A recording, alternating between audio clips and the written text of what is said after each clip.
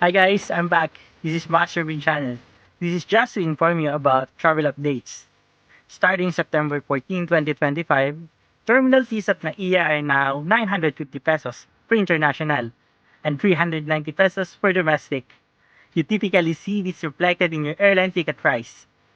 Travel tax remains a separate fee managed by the government, applied to the eligible Filipino travelers abroad. It is not absorbed into or affected by the terminal fee hike. If you're booking a travel, your ticket price should reflect the updated PSC.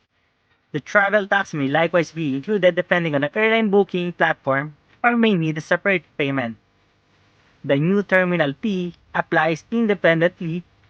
It's not a part of or added to the travel tax. Stay informed to avoid surprises. And again, this is Master Win Channel, just to inform you as a Pinoy OFW. Bye-bye!